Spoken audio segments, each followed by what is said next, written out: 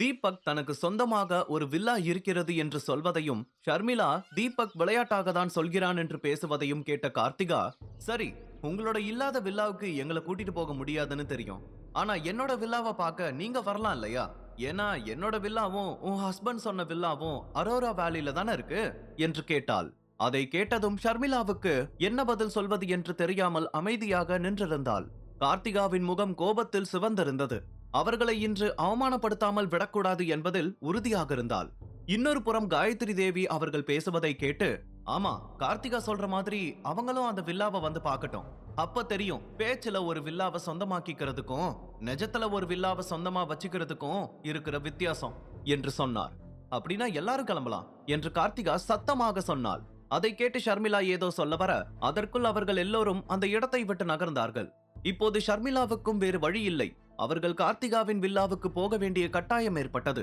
உடனே கீதா கோபத்துடன் வந்து, எதுக்கு இப்படி எல்லாம் பண்ணிட்டு இருக்க? ஏற்கனவே இந்த குடும்பத்துல நமக்கு நிறைய மரியாதை கிடைக்குது. இதுல இன்னமும் மரியாதையை வாங்கி கொடுக்கலாம்னு நினைச்சிருக்கியா? நீ பண்றதெல்லாம் பார்த்து எனக்கு பிரஷர் ஏறுது என்று கத்தியபடி அந்த இடத்தை விட்டு நகர்ந்தார். உடனே எல்லோரும் அவர்களுக்கு சொந்தமான கார்களில் ஏறி அரோரா வேலிக்கு புறப்பட ஆரம்பித்தார்கள். சென்னையிலிருந்து சில மைல்கள் தொலைவில் அமைந்திருக்கும் அரோரா வேலியில் பல பணக்கார வில்லாக்கள் இருந்தது. சிட்டியில் இருக்கும் மிகப்பெரிய பணக்காரர்கள் மட்டும்தான் அந்த இடத்தில் வில்லாக்களை வாங்க முடிந்தது.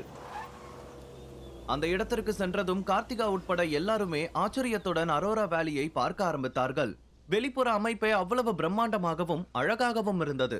அவர்கள் கார்த்திகாவின் வில்லாவின் முன்பு சென்றதும் அந்த இடத்தை பார்த்து கீதாவின் மனம் அடித்துக் கொண்டது. ஒரு பெரிய அரண்மனையை போல அந்த வில்லா தெரிந்தது. அதை பார்க்கும் போது அந்த மொத்த இடத்தையும் பார்ப்பதற்கு 2 கண்கள் போதவில்லை என்பது போலதான் தோன்றியது. காயத்ரி தேவியின் முகத்தில் பெருமை கூடிக்கொண்டே சென்றது. அவர் ஒரு ஏளனத்தோடு ஷர்மிளாவையும் அவளது குடும்பத்தையும் பார்த்து சிரித்துக் கொண்டார். கார்த்திகாவின் சந்தோஷத்தில் துள்ளி குதித்துக் கொண்டே, வாவ் சித்தார்த், இந்த இடத்துல தான் நம்ம தங்க போறோமா? இது கனவா இல்ல நிஜமா? எனக்கு இந்த இடம் ரொம்ப பிடிச்சிருக்கு. உடனே சாவியை எடுத்துட்டு வா, நாம உள்ள போய் பார்க்கலாம் என்று சந்தோஷத்தில் குதித்தபடி சொன்னாள். கார்த்திகா அந்த வில்லாவின் சாவியை கேட்டதும் சித்தார்த்துக்கு ஒரு நிமிடம் என்ன செய்வதென்று தெரியாமல் முழித்தான். அவனுடைய இதயம் படபடக்க ஆரம்பித்தது.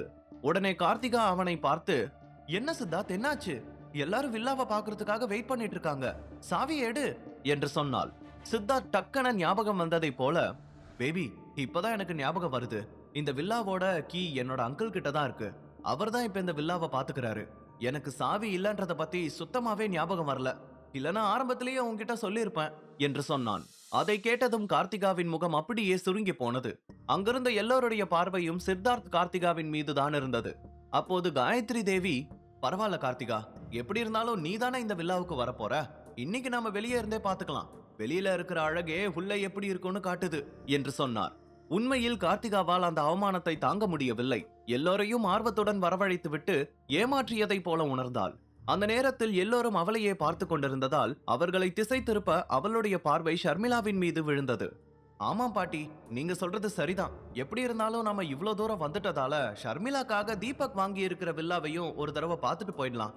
ஷர்மிளாக்காக ஆசையா அந்த வில்லாவை வாங்கி இருப்பாரு மிஸ்டர் தீபக் சாரு. போறதுக்கு முன்னாடி அவரோட வில்லாவையும் ஒரு தடவை பார்த்துட்டு போலாம் என்று சொல்லி தீபக் ஷர்மிளாவை பார்த்தாள் கார்த்திகா. உடனே மற்றவர்கள் பார்வையும் அவர்களின் மீது விழுந்தது. கார்த்திகா சொன்னதை கேட்டு ஷர்மி அதிர்ச்சி அடைந்தாள். அவள் மனதிற்குள் இவ்வளவு பெரிய திட்டம் வைத்திருப்பாள் என்று ஷர்மி கொஞ்சமும் நினைத்து பார்க்கவில்லை. உடனே ஷர்மிளா பதட்டத்துடன் திரும்பி தீபக்கை பார்த்தாள். அப்போது கார்த்திகா இருவரையும் பார்த்து, என்னன்னு நினைச்சிட்டீங்க? உங்களை அவ்வளவு ஈஸியா போக விட்டுருவானா? மத்தவங்க முன்னாடி பெருமையா வில்லா இருக்குன்னு சொன்னீங்கல்ல, இப்ப எப்படி காட்டுறீங்கன்னு நானும் பாக்குறேன். ஒட்டகத்தை எவ்வளவு நாளைக்கு கூடாரத்துக்குள்ளேயே மறைச்சு வைக்க முடியும் என்று தனக்குள் சொல்லிக் கொண்டாள். தீபக் அமைதியாக இருப்பதை பார்த்து கீதா அவமானத்தால் தலைகுனிந்து கொண்டார். கணேஷும் எந்த பதிலும் பேசாமல் அமைதியாக நின்றிருந்தார். அப்போது ஷர்மிளா கொஞ்சம் தைரியத்தை வரவழைத்துக் கொண்டு, கார்த்திகா, நான் தான் ஏற்கனவே சொன்னல, அவர் சும்மா விளையாட்டுக்கு தான் பேசிட்டு இருந்தார்னு. அதையே நீ பிடிச்சு தொங்கிட்டு இருக்கிறதுல என்ன ஆக போகுது? அந்த விஷயத்தை விடு என்று சொன்னாள். அதை எப்படி விட முடியும்? ஒன்னும் இல்லாத உன்னோட புருஷனுக்கு அப்படி சொல்றதுக்கு எவ்வளவு தைரியம் இருக்கும்? ஒருவேளை நான் உங்களோட வில்லாவை காட்டுங்கன்னு சொல்லாம இருந்திருந்தா நிஜமாவே உங்களுக்கு ஒரு வில்லா இருக்கிறதா உன் புருஷன் எல்லாரையும் நம்ப வச்சிருப்பான். அப்படின்னா கஷ்டப்பட்டு செலவு பண்ணி ஒரு வில்லாவை வாங்கினவங்களுக்கு என்ன மதிப்பு இருக்கு என்று கோபமாக கேட்டாள் கார்த்திகா. அதை கேட்டு ஷர்மிளாவுக்கு தீபக்கின் மீதுதான் கோபம் ஏற்பட்டது. இந்த முறை தீபக்கின் மீதுதான் தவறு என்று அவளுக்கு நன்றாகவே தெரிந்திருந்தது. அதனால் ஷர்மிளாவால் எந்த பதிலும் திருப்பி பேச முடியவில்லை. அப்போது காயத்ரி தேவி கோபத்துடன் கீதாவை பார்த்து, கீதா, உன் பொண்ணுக்கும் மருமகனுக்கும் நீ அட்வைஸ் பண்ணு. எந்த இடத்துல எப்படி நடந்துக்கணும்னு அவங்களுக்கு இன்னமும் தெரியல. அவங்க 2 பேரும் என்னோட பேரை கெடுக்கிறதுக்கு குறியா இருக்காங்க.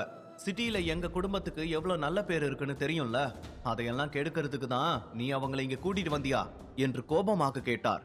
அதை கேட்டு கீதா படபடப்புடன், ஐயோ அப்படியெல்லாம் எதுவும் இல்ல அத்தை.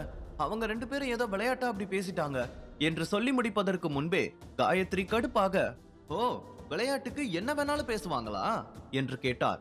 அப்போது கார்த்திகா நேராக தீபக்கின் அருகில் வந்து, ஷர்மி தான் நீ விளையாட்டா சொல்றேன்னு சொல்லிட்டு இருக்கா. ஆனா உன் வாயில இருந்து அந்த வார்த்தையே வரலையே. அப்ப நிஜமாவே உனக்கு வில்லா இருக்கா? அப்படின்னா அது இப்ப எங்க இருக்கு? உன்னோட வில்லாவை எனக்கு காட்டு என்று கோபமாக கேட்டாள். உடனே ஷர்மிளா கோபமாக, கார்த்திகா எதுக்கு ஒரே விஷயத்தை திரும்ப திரும்ப சொல்லிட்டு இருக்க என்று சொல்லிக் கொண்டிருக்கும் போதே தீபக் தன்னுடைய பாக்கெட்டில் இருந்து ஒரு சாவியை எடுத்து அவர்களின் முன்னால் காட்டியபடி, இதுதான் வில்லாவோட சாவி. உங்களுக்கு வில்லாவை பார்க்கணும்னா வாங்க, நான் காட்டுறேன் என்று சொன்னான். அதை பார்த்ததும் ஷர்மிளா உட்பட எல்லோருமே அதிர்ச்சி அடைந்தார்கள். யாராலும் அவர்களுடைய கண்களை நம்ப முடியவில்லை. காயத்ரி தேவி அவனை பார்த்து, என்ன இது, இவ்வளவு அவமானத்துக்கு அப்புறமும் உன்னோட நாடகத்தை நீ விடலையா? அடுக்கடுக்கா பொய் சொல்லிக்கிட்டே இருக்க என்று சொன்னவர் கணேஷை பார்த்து, கணேஷ், கீதா 2 பேரும் எதுக்கு இவனை இங்க கூட்டிட்டு வந்தீங்க என்று கோபமாக கேட்டார். உடனே கீதா கோபமாக, தீபக் நீ என்ன பண்ணிட்டு இருக்க? இப்படி முட்டாள்தனமா பண்றத முதல்ல நிறுத்து. இது யாரோட சாவி? எங்க இருந்து எடுத்துக்கிட்டு வந்து இந்த பொய்ய சொல்லிட்டு இருக்க என்று கேட்டார். அதை கேட்டு தீபக் அவரை பார்த்து, ஆண்டி நான் உண்மையதான் சொல்றேன். இந்த சாவி நம்மளோட வில்லாவுக்கான சாவி தான்.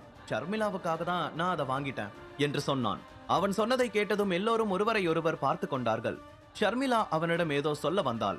ஆனால் அதற்குள் கார்த்திகா தீபக்கின் கையில் இருந்த சாவியை பிடுங்கிக் கொண்டு, ஓ அப்படியா, உன்னோட வில்லா எங்க இருக்குன்னு காட்டு. உண்மையிலேயே அது உனக்கு சொந்தமான வில்லா தானா, இல்ல அங்க ஏதாச்சும் செக்யூரிட்டி வேலை பாக்குறியான்னு நான் தெரிஞ்சுக்கணும் என்று சொல்லி சத்தமாக சிரித்தாள். அவளுடைய வார்த்தைகளை கேட்டதும் தீபக்கின் பார்வை சித்தார்த் வில்லா மீது விழுந்தது. அதை பார்த்த ஷர்மிளாவுக்கு ஆச்சரியம் அதிகரித்துக் கொண்டே சென்றது. தீபக் ஏதோ ஒரு விஷயம் செய்ய போகிறான் என்று கணேஷ் உணர்ந்திருந்தார்.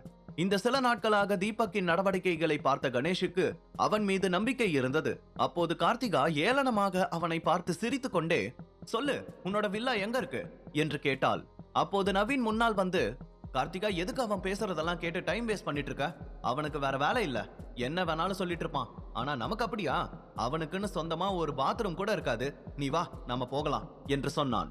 அதை கேட்டு எல்லோரும் தீபக்கை கிண்டலாக பேசியபடி முணுமுணுத்துக் கொண்டே அந்த இடத்தை விட்டு நகர்ந்தார்கள். அப்போது தீபக் சத்தமாக, இதுதான் என்னோட வில்லா, அதுக்கான சாவியும் இதுதான் என்று சொல்லி சித்தார்த் தனக்கு சொந்தம் என்று சொல்லிக் கொண்டிருந்த வில்லாவை காட்டினான். அதை கேட்டதும் கார்த்திகா கோபத்துடன் அவனை பார்த்து, அப்பா போதும்டா சாமி, நீ இப்படி அடுக்கடுக்கா போய் சொல்லிட்டு இருந்தா அதை நம்ப நாங்க யாரும் தயாரா இல்ல. சித்தார்த் இந்த வில்லாவோட சாவி இல்லைன்னு சொன்னதும் அதை சாக்கா வச்சுக்கிட்டு உடனே இதுதான் உன்னோட வில்லான்னு உளறிட்டு இருக்க. எங்களை எல்லாம் பார்த்தா உனக்கு எப்படி தெரியுது இது என்னோட வில்லா? கல்யாணத்துக்கு அப்புறம் நானும் சித்தார்த்தும் வாழ போற வில்லா என்று கத்தி சொன்னாள்.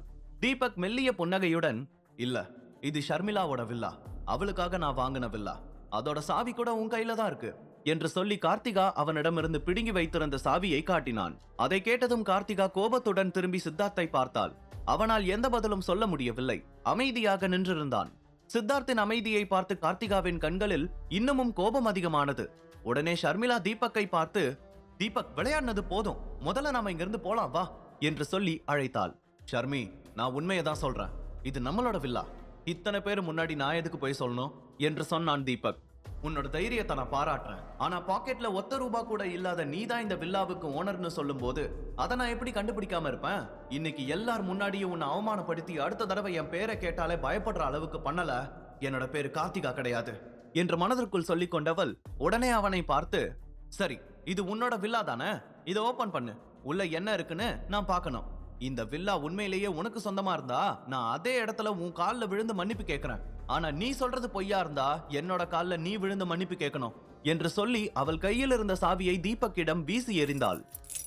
அந்த வார்த்தைகளை கேட்டு எல்லோருமே அடுத்து என்ன நடக்க போகிறது என்பதை பார்க்க ஆர்வத்துடன் பார்த்து கொண்டிருந்தார்கள். இவன் என்னையும் என்னோட மகளையும் அவமானத்துல கூனி குறுகி நிக்க வைக்காம விட மாட்டான் போல இருக்கு. எத்தனை தடவை அவமானப்பட்டாலும் இவனுக்கு புத்தியே வர மாட்டேங்குது என்று கீதா தீபக்கை பார்த்து தனக்குத்தானே திட்டிக் கொண்டார். அப்போது கணேஷ் தீபக்கை பார்த்து, தீபக் உன் மேல எனக்கு நம்பிக்கை இருக்கு. கடைசி நேரத்துல நீ ஏதாவது மேஜிக் பண்ணி இங்க இருக்கிற எல்லாரோட மூஞ்சலையும் கரிய பூசுவேன்னு எனக்கு தெரியும். சீக்கிரம் அந்த விஷயத்தை பண்ணு, நான் பாக்குறதுக்கு ஆர்வத்தோட இருக்கேன் என்று மனதிற்குள் சொல்லிக் கொண்டார். அப்போது தீபக் கார்த்திகாவை பார்த்து, ஓகே கார்த்திகா, நீ சொல்றத நான் ஏத்துக்கிறேன் என்று சொல்ல ஷர்மிளா அதிர்ச்சியுடன், தீபக் உனக்கு என்ன பைத்தியமா? எதுக்கு இப்படி எல்லாம் பண்ணிட்டு இருக்க? நீ அவ கால்ல விழுறதெல்லாம் என்னால பார்த்துட்டு இருக்க முடியாது. முதல்ல இந்த நாடகத்தை எல்லாம் நிறுத்திட்டு வா, நம்ம வீட்டுக்கு போகலாம் என்று சொன்னாள். ஷர்மி, நீ என்ன நம்பு, உன்னை அவமானப்படுத்த நான் விடமாட்டேன் என்று சொன்னவன் அதற்கு மேல் நேரத்தை வீணாக்காமல் நேராக வில்லாவை நோக்கி சென்றான். தன் கையில் இருந்த சாவியை எடுத்து கதவை திறக்க ட்ரை செய்து கொண்டிருந்தான். முதல் முயற்சியில் கதவு திறக்கவில்லை என்றதும் எல்லோரும் சிரிக்க ஆரம்பித்தார்கள். ஆனால் அவர்களின் சிரிப்பு அடங்குவதற்கு முன்பே கதவு திறந்தது. அதை பார்த்து ஷர்மிளா உட்பட எல்லோருமே அதிர்ச்சியில் வாயை பிளந்து பார்த்து கொண்டிருக்க தீபக் ஷர்மியின் அருகில் வந்து, ஷர்மி, இது உனக்காக என்னோட ஒரு சின்ன கிஃப்ட். இனிமே இந்த வில்லாக்கு நீதான் சொந்தக்காரி என்று சொல்லி அந்த சாவியை அவளிடம் கொடுத்து உள்ளே அழைத்து சென்றான். உடனே கார்த்திகா அதிர்ச்சியுடன் சித்தார்த்தை பார்த்து, சித்தார்த், என்ன இது? சாவி உன்னோட அங்கிள் கிட்ட இருக்குன்னு சொன்ன, இப்ப எப்படி அவன் கதவை ஓபன் பண்றான் என்று கேட்டாள். எனக்கும் அதுதான் தெரியல. இரு பேபி, நான் அங்கிளுக்கு கால் பண்ணி பாக்குறேன் என்று சொல்லி போனை எடுத்துக்கொண்டு தனியாக சென்றான். எல்லோரும் அந்த வில்லாவையே ஆச்சரியத்துடன் பார்த்து கொண்டிருந்தார்கள். காயத்ரி தேவி எல்லோரின் முன்னிலையிலும் அவமானப்படுத்தப்பட்டார். அப்போது தீபக் ஷர்மிளாவை வில்லாவுக்குள் அழைத்து செல்லும் போது கார்த்திகா குறுக்காக வந்து, உங்களை நான் உள்ள போக விட மாட்டேன். உள்ள நிறைய காஸ்ட்லியான பொருட்கள் இருக்கு. அதையெல்லாம் உங்களோட அழுக்கான கையால தொடறதுக்கு நான் விரும்பல. இந்த வில்லா எனக்கு சொந்தமான வில்லா. நீ அந்த சாவியை திருடிக்கிட்டு வந்து இப்படி எல்லாம் டிராமா பண்ணிக்கிட்டு இருக்க என்று கோபமாக கத்தினாள். அதை கேட்டு எல்லோரும் அதிர்ச்சியில் ஒருவரை ஒருவர் பார்த்து கொண்டார்கள். சொல்லு, உண்மையிலேயே அந்த சாவி உனக்கு எங்க இருந்து கிடைச்சது? 15 கோடி மதிப்பு இருக்கிற இந்த வில்லாவை வாங்குற அளவுக்கு உனக்கு எங்க இருந்து பணம் வந்துச்சு என்று கார்த்திகா கோபமாக கேட்டாள். அவளுடைய வார்த்தைகளை கேட்டு எல்லோரும் சந்தேகத்துடன் தீபக்கை பார்த்தார்கள். உண்மையில் தீபக் அந்த வில்லாவை எப்படி தனக்கு சொந்தமாக்கினான்? கார்த்திகாவின் கேள்விகளுக்கு தீபக் பதிலடி கொடுப்பானா? முழு கதையையும் கேட்டு மகிழ பாக்கெட் FM ஏபி டவுன்லோட் செய்யுங்கள். லிங்க் டிஸ்கிரிப்ஷனில் கொடுக்கப்பட்டுள்ளது.